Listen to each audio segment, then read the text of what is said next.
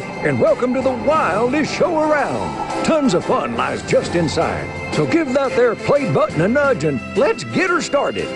You can forget almost everything else about this game. Forget that it has some of the ugliest character design I've ever seen in a video game. Forget that this is an entry in a series of games that has no business being a series of games. And forget that on the front of the box, it says Carnival Games. Because as relevant as those things are, I'm certain there are people who will disagree with them. So instead, just ask yourself this. Do you really want to pay $30 for 25 minigames?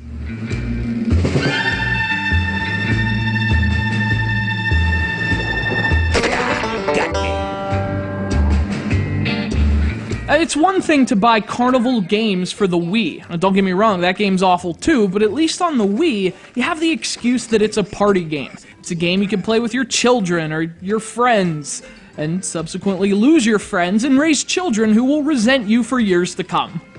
But at least the Wii version has that. Carnival Games on the 3DS doesn't. This is an exceptionally dull minigame compilation that really proves the genre has pretty much done everything it can within these familiar constructs. Carnival Games Wild West 3D is like its cry for help.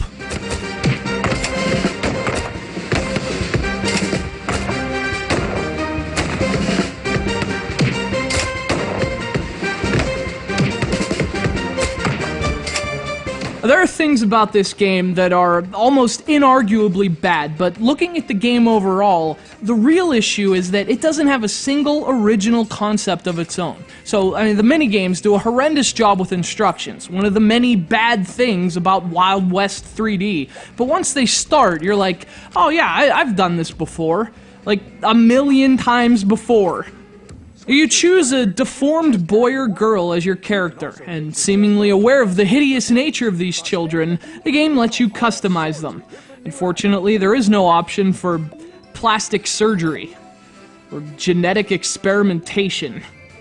Once you've chosen your little crime of nature, you walk around some carnival with a Western theme. The idea is to play games and earn tickets and win prizes, which is accomplished in minigames. Excuse me for not doing backflips about this.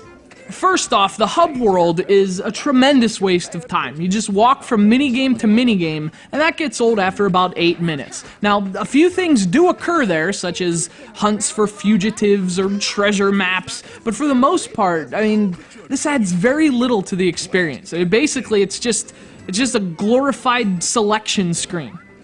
At least in a minigame collection like Mario Party, the stuff between the minigames is actually the real game. Carnival Games is it's like Mario Party without the cream filling. And then, of course, there are the minigames. All are Western themed, none are particularly interesting. The best ones use the 3DS gyroscope for aiming, but even those aren't really worth getting excited about, because although the controls are new, they're simply being applied to the same old minigames Wii owners have been inundated with for nearly 6 years. Now, contrary to what my criticisms may suggest, I give every game a fair shake. But the thing about minigame compilations, especially when you primarily cover Nintendo systems, is that at this point, they really need to be unique to stand out. And there are a myriad of words I would use to describe Carnival Games Wild West 3D, but unique is certainly not one of them.